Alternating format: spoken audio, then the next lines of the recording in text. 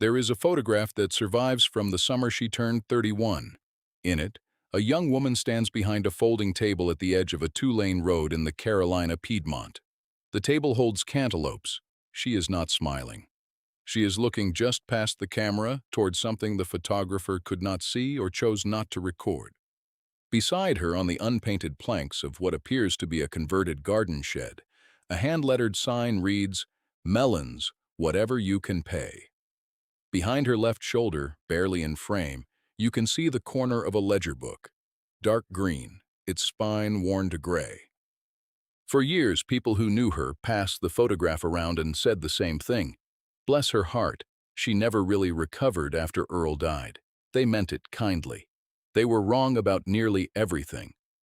Her name was Cora Nell Pettis, and by the time she was 50 years old, she held clear title to 14 separate parcels of land in Calvary County, North Carolina, totaling just over 340 acres, most of it acquired during the 11 years her neighbors spent watching her sell fruit from that shed. She had no backers. She had no inheritance beyond a small house and its 5 surrounding acres that Earl left with a mortgage still attached. She had a green ledger and a box of her grandmother's letters, and something her grandmother had written once in pencil on the inside back cover of a Bible that had since been water-damaged beyond all other reading. The pencil survived. It said, "A piece of ground is the only thing that can outlive your great-grandchildren. Buy it when no one else will." The sentence had no dash in it. It was plain, and it was complete. Cora read it the winter after Earl's funeral, and she read it again and again until she stopped needing to look.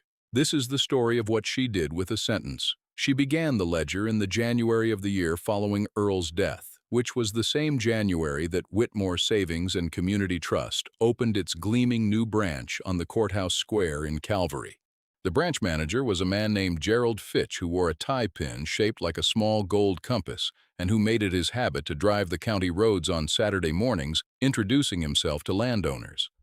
He arrived at Cora's shed on a Saturday in late February when the air still had a bite in it, and she was not selling melons because it was winter, but was instead sitting on an overturned bucket painting the shed's exterior boards with linseed oil. She was painting every board.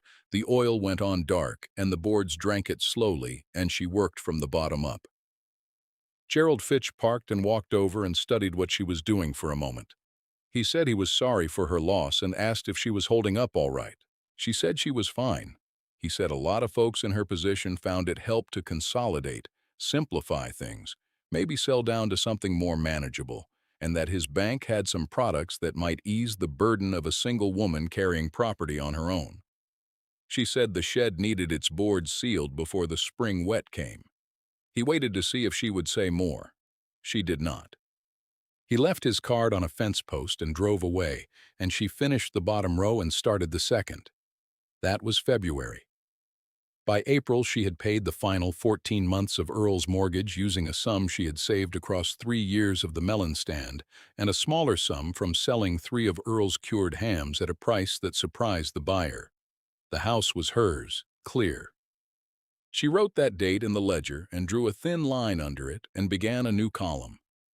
The grandmother's name had been Ida Pettis, née Sasser, and she had lived in Calvary County her entire life and had watched land change hands the way other women watched weather, noting patterns and keeping counsel.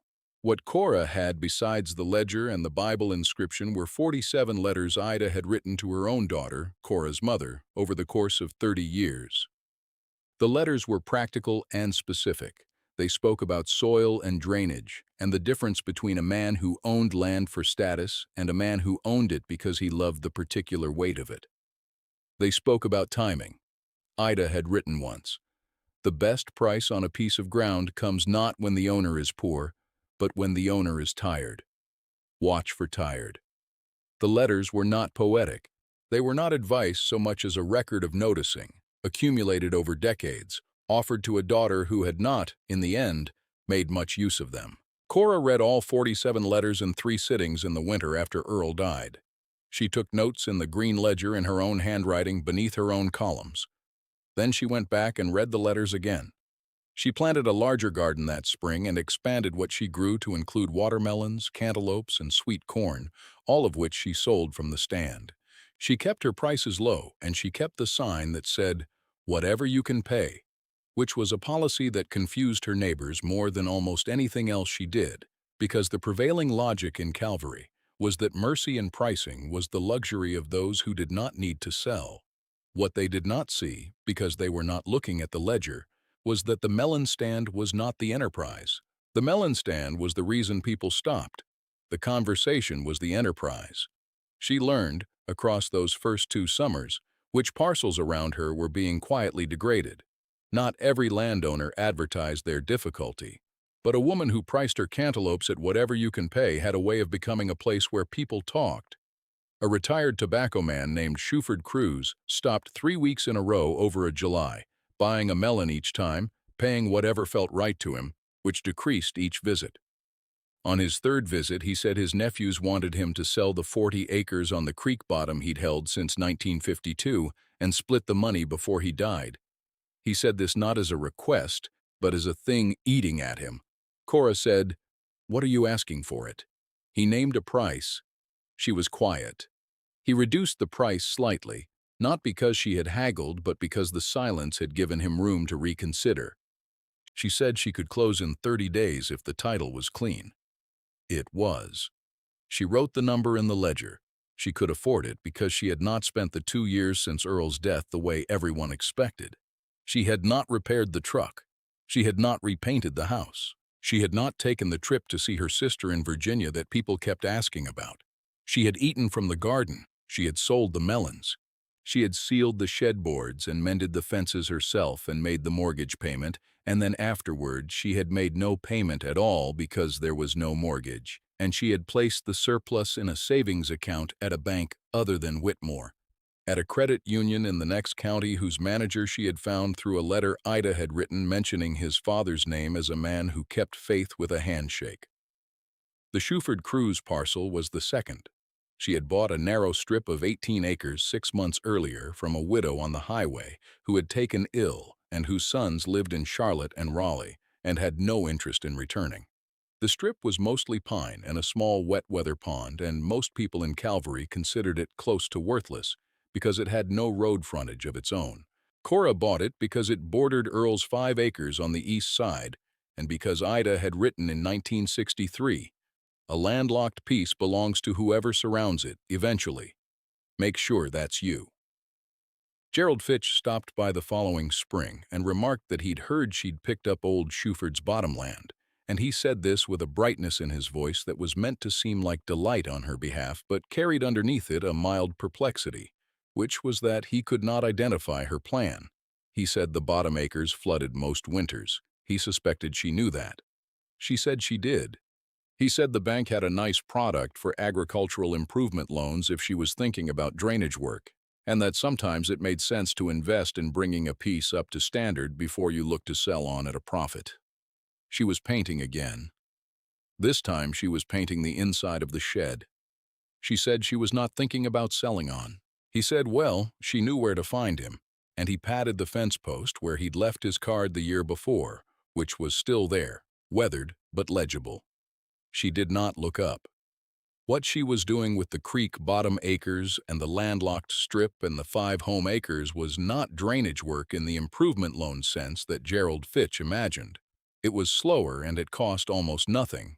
She spent 2 autumns hauling brush and deadwood from the pine strip and piling it at specific intervals along the upper edge of the creek bottom, not in a way that looked intentional to anyone driving by, and not in a way she could easily have explained to Gerald Fitch's satisfaction, but in a way she had learned from a single paragraph in one of Ida's letters from 1971 that described watching her own father slow the movement of water across a piece of ground by putting obstacles in its path at certain grades. Ida had written, "Water doesn't go where you tell it. It goes where it finds the path of least work. Offer it better work, and it will take longer to go anywhere." That was not exactly hydrology. It was not a technique with a name in any manual Gerald Fitch's bank would have recognized. But the brush piles, which Cora added to every November with material that cost nothing, began over 2 years to change the way the bottom land held rain. The wet weather pond widened slightly and then stabilized. The worst flooding occurred at the margin of the property rather than its center. She wrote none of this in the ledger. The ledger was for numbers. What she knew about the water she kept in her head. By the time she had been working the stand for 4 years, she had 3 more parcels. A rocky 12-acre piece she bought from an estate at a courthouse auction where she was the only bidder because the parcel was listed with an error in the acreage that made it seem smaller than it was. An error she had found by walking the boundary markers herself on a cold March morning. A half-acre commercial lot on the highway that an auto parts dealer had let go to tax lien, and a 22-acre woodlot behind the old Rutherford dairy whose owners had moved to Florida and paid their taxes faithfully but forgotten they owned it. A piece of wood and quiet that Cora had located by searching deed books at the Register of Deeds office every third Wednesday for 14 months, until she found the owner's Florida address and wrote a letter, and received, after a long silence, a surprised and grateful phone call. She paid full value for the woodlot. She always paid full value, which was another thing Gerald Fitch found difficult to account for, because paying full value was not the behavior of a sharp operator, and he had by then decided she must be a sharp operator because no other framework he had was large enough to hold what she was quietly doing. There was a man named Douglas Parham who came to the melon stand in the 5th summer. He was not from Calvary. He was passing through on his way to Greensboro, and he stopped because he was thirsty and the sign said whatever you could pay, and he found that interesting. He was an estate attorney by trade, and he had an instinct for accumulation that was professional and detached. He walked the small visible property while Cora cut him a cantaloupe with a knife that was very sharp and old. He asked if she ran this land by herself, and she said yes. He asked what her total acreage was, and she told him. He was quiet for a moment, and then he said, "You have a system." She handed him the cantaloupe. She said, "I have a grandmother." He paid $3 for the melon and drove on to Greensboro, and she wrote nothing about him in the ledger because there was nothing that needed recording. But the conversation sat with her because in 5 years, no one had called it a system. Everyone else had called it grief or stubbornness or something sad about a woman who didn't know when to simplify. Her ally arrived in the 6th year. His name was Raymond Caudle, and he was 63 years old and had spent 40 of those years working other people's land and had retired to a small rented house on the highway north of Calvary when his back gave partial trouble and his last employer sold to a development company. He came to the stand one morning not to buy a melon, but because he had noticed the brush configurations on the creek bottom from the road, and he wanted to know who had put them there and why. He walked up to the table and said, "Those piles on the bottom land, are those yours?" She said yes. He said, "Those are set to the grade." She said, "I know." He said nothing else for a moment, and then he said, "I could help with the next row if you need it." She said, "I need it." He started the following morning. He did not require explanation. He looked at where she had placed the previous season's brush piles, and he saw the logic, and he placed the next ones accordingly. They worked in a silence that felt earned rather than empty. She paid him a fair wage in cash every Friday. He told her once that he'd worked for men with 10 times her acreage and never once seen a plan worth following. She did not respond to this because there was nothing useful to say and because they had a row to finish before the light went.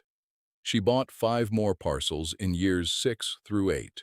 2 were small, less than 10 acres each, infill pieces that completed the eastern boundary of her land into a coherent shape that no one but she and Raymond could see on a map because it required overlaying 4 separate deed plats to perceive.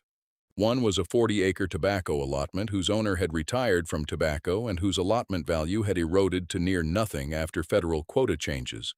Land that felt to most buyers like a stranded asset but that Cora valued for its clay subsoil and its position at the high corner of a watershed she had been tracing in the deed books for 3 years. One was a riverside strip of 6 acres that the county had once condemned for a road project that was never built. Land whose clouded title had scared off every attorney in Calvary, but which Douglas Parham, the estate lawyer from the Cantaloupe Afternoon, had by then agreed to clear for her at a flat fee after she wrote him a short letter and reminded him of what she'd said about her grandmother. He cleared the title in 4 months, and she bought the Riverside Strip for back taxes and his fee, and she wrote the numbers in the ledger and drew the line. Gerald Fitch's bank was having a prosperous decade. Whitmore Savings and Community Trust had by now financed a substantial portion of the new residential development pressing in from the highway corridor, and Gerald had made vice president and had a larger office and a better tie pin. He still drove the county roads on Saturday mornings out of a habit he considered folksy and good for business. He stopped at Cora's stand less often now, partly because it seemed clear she had no interest in his products, and partly because the shed had been enlarged twice, and the hand-lettered sign now covered nearly the full width of the new facade, and the sight of it gave him a mild unease he could not fully explain. He had taken to describing her at Rotary meetings as an eccentric, which was not unkind by his own estimation, and which got a knowing laugh, because everyone in Calvary knew the Melon woman who wouldn't take a real price for anything and who spent her summers apparently digging in creek bottoms. An eccentric with a gift for produce. Bless her heart.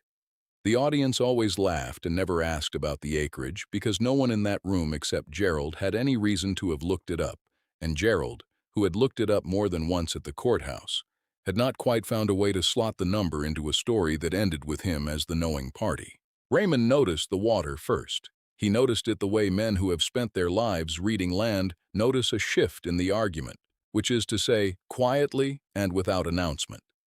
It was the September of the 9th year, and the season had been the kind that old people in Calvary described as waiting weather, a summer that held its heat past all reasonable expectation and went dry in a way that was not the ordinary drought dryness but something deeper, as if the ground had exhausted its reserves and was down to its last supply. The creek that ran through the county's midsection dropped to a trickle by mid-August and was nearly stopped by September. The small reservoir outside of town, which fed the municipal system, dropped 14 feet below its normal level. The county extension office sent out an advisory. Gerald Fitch's bank issued a memo to its agricultural borrowers about drought contingency planning, which was a courtesy that cost the bank nothing and alarmed everyone who received it. On a Tuesday morning in the second week of September, Raymond walked the creek bottom without Cora and came back and stood at the table where she was tallying the ledger and said, "The pond is holding." She looked up. He said, "The center is still wet." She set down the pen. She had known the center would hold because she had spent 9 years giving the water a reason to stay, not by building anything that would have required a permit or an improvement loan or a Saturday morning conversation with Gerald Fitch, but by placing obstacles at grades that slowed the water and deepened its hold on the clay subsoil that sat beneath the bottom land's sandy top layer. Water doesn't go where you tell it. The brush piles, which had rotted and composted into the creek bank over years, had added organic material that held moisture the way a sponge holds water, but more slowly and for longer. The pond in the center of her bottom land acres was not full, but it was wet in a September when nothing else in that watershed was wet. She finished tallying the column. She said to Raymond, "We'll need the truck tomorrow." He said, "I'll have it ready." The crisis arrived on a Thursday. It did not arrive dramatically in the sense that crises in storybooks arrive. It arrived the way real crises arrive in agricultural communities, which is through accumulating quieter failures that become impossible to ignore at the same moment. The tobacco farmer 3 miles east who had leveraged his land for an equipment loan discovered that his irrigation well had gone to sand. The new residential subdivision along the highway, all 62 houses of it, which was serviced by a shared well system because the county water main did not yet extend to that section, lost pressure entirely on a Thursday morning, and the development company that had sold those houses could not find a hydrogeological reason for it that their engineer could solve in less than 6 weeks. Gerald Fitch's largest agricultural borrower, a man named Talmadge Rowe, who ran a 300-acre operation on the western edge of Calvary, had irrigation infrastructure that had worked for 20 years and stopped working in September. And Talmadge called Gerald on a Thursday afternoon and told him in a voice that was very flat and very controlled that he could not service his loan through a harvest that was going to come in at maybe 40% of projection, and Gerald, at his desk in his larger office with his better tie pin, felt for the first time in a long time something adjacent to fear. The county extension agent, a measured woman named Patrice Eller, drove every farm road in Calvary that week doing damage assessment. She stopped at Cora's stand on a Friday morning and looked at the bottom land and stood at the fence for a long time without speaking. Then she said, "How?" Cora handed her a cantaloupe. She said, "Brush piles set to grade, 9 seasons running." Patrice Eller was quiet again. Then she said, "Your grandmother?" Cora said, "Her father, through her." Patrice said she was going to need to bring someone from the state office out to look at this. Cora said that was fine. Patrice drove back down the road toward Calvary, and Cora went back to the table, and Raymond came up from the bottom with his boots muddy and said the center was still holding, and she said she knew, and he nodded. And they did not say more about it because the knowing had always been enough between them. The 62 households in the new subdivision heard about the Melon Woman's Pond through the particular efficiency of desperate people sharing information. They began arriving on Saturday.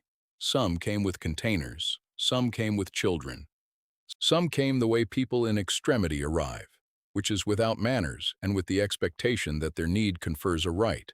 And Cora dealt with these the way she had dealt with everything, by being unhurried and by offering water and by declining to be rushed into any arrangement she had not thought through.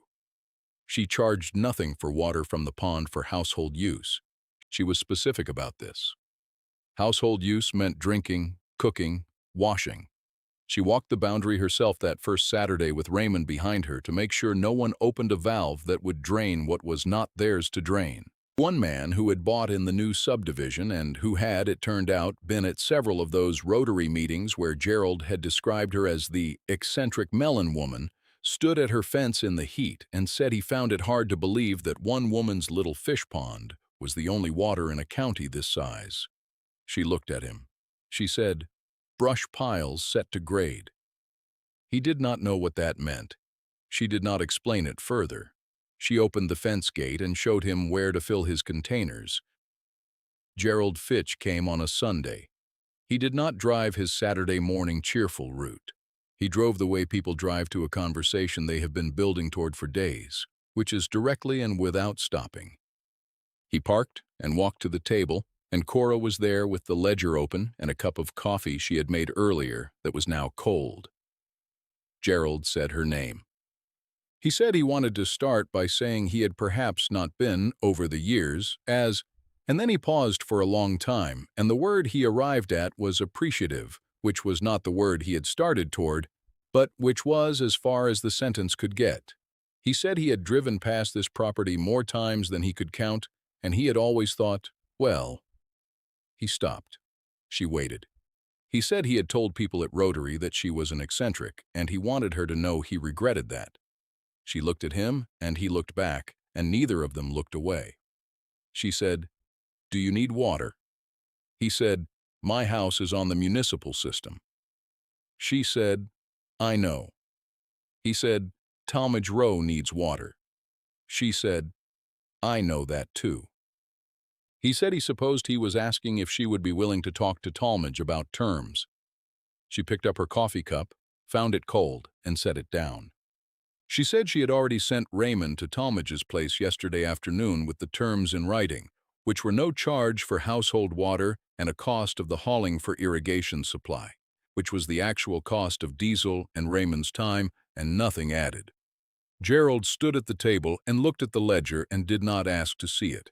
He said he did not quite know what to say. She said that was all right. She handed him a cantaloupe. He took it. He walked back to his car and sat in it for a moment before he drove away, and she watched him go without expression. And then she returned to the column she'd been tallying. The state hydrologist who came with Patrice Eller 3 weeks later spent a full day on the bottomland. He took samples. He traced the composted brush line along the upper bank. He made measurements at the pond's center. He wrote a report that was careful and technical, and that arrived at the conclusion, in language that was precise and a little reluctant, that what Cora had constructed over 9 seasons was a functioning passive water retention system built entirely from organic debris set at intervals calibrated to the natural grade of the watershed, a system that had no formal design documentation because it had been designed not on paper but in application, season by season, in response to what the ground itself was telling the person walking it. He noted in the report that the methodology was consistent with pre-modern water management techniques observed in several other regions but rarely documented in the Carolina Piedmont. He asked Patrice who had taught her. Patrice told him about Ida and the letters and the Bible inscription. He wrote that down too. Cora met with the county extension office in October when the drought had not broken but had eased enough to allow some perspective. She brought the green ledger, not the numbers columns, but a section in the back where she had copied out in her own handwriting the relevant passages from Ida's letters and the relevant observations she had made herself over 9 seasons about what the brush lines did and did not do at various grades and soil compositions. She gave that section to Patrice Eller. She kept the original letters. Patrice asked if she would be willing to come speak to the Watershed Management Working Group the following spring. Cora said she would come once, and that they would need to hold it on a weekday morning because she kept the stand open on weekends in season. Patrice said that was fine. Talmadge Rowe, who had taken the water at hauling cost through the worst 6 weeks and whose harvest came in at 43% instead of 40%, drove to Cora's property in December when the stand was closed and knocked on the house door, and when she opened it, he stood on the porch and told her that the cost she had quoted him for the water was less than what it had cost him to haul it, meaning she had given him a price that did not even recover her own diesel. She said Raymond had driven the truck. Talmadge said that wasn't the point he was making. She said she knew what point he was making. He said he wasn't a man who liked to owe a debt he didn't have settled. She said she didn't call it a debt. He said that was a harder thing than just letting him pay her back because at least a debt had a number. She said, "Next September, if you see the creek running low, come by." He stood there another moment. He said he would. He drove back down the road, and she closed the door and went back to the ledger. She gave the talk at the Watershed Working Group in April of the following year, and then twice more in subsequent years, because Patrice kept asking and she kept saying she would come once more. She never charged for the talks. She brought copies of the pages from Ida's letters, photocopied and annotated with her own observations in the margins, and she left them on chairs for whoever wanted one. The state hydrologist's report had by then been cited in 2 academic papers on vernacular water management techniques, and Patrice had framed a copy of the relevant paragraph and hung it in her office. There was a sentence in the report that had become something people in the extension office repeated, which was the one about a system designed not on paper but in application, season by season, in response to what the ground itself was telling the person walking it. Cora had read the report once. She thought it was mostly accurate. She bought her 14th parcel on a Thursday in October, the year she turned 49, a 29-acre piece of mixed bottomland and upland pine adjoining the south edge of her woodlot, from an executor settling a complicated estate that had taken 3 years to clear probate. She paid the appraised value. She wrote the number in the ledger and the date and the acreage total, which was 342 acres and 3/10, and she drew the line under it and looked at it for a moment. The total did not produce in her any particular feeling. It produced the feeling of a column that now required a new page. She turned to the new page. She wrote, "Pasture Management, Year 1. She started the column. Raymond retired the following spring at 69, his back having decided the matter definitively. She paid him his last Friday wage, and he shook her hand, and he said he had learned more from walking her land than from 40 years on anyone else's. She said the land had done the teaching. He said that was partly true.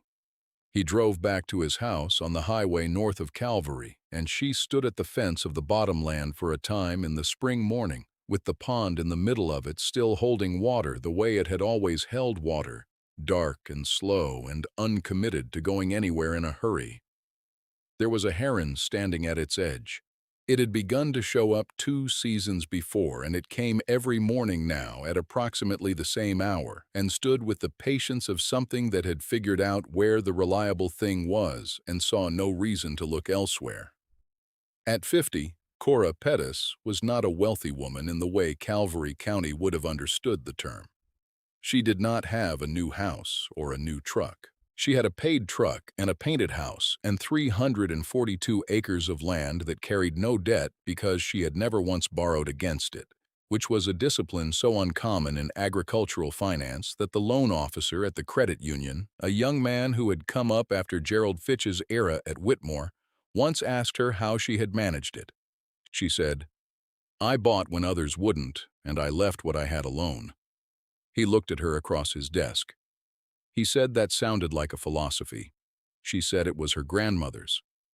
The Green Ledger is in the Calvary County Historical Society's collection now. It was donated in the year Cora turned 63, along with the 47 letters, a photocopy of the state hydrologist's report, and a worn Bible missing most of its pages.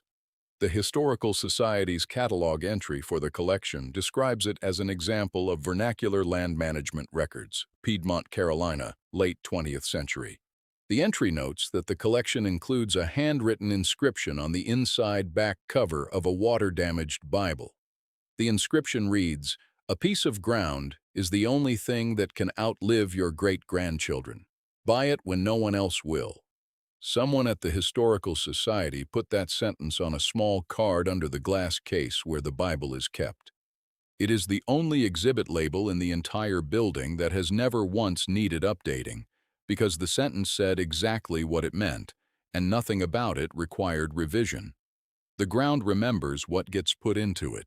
You have to stay long enough to see what it gives back.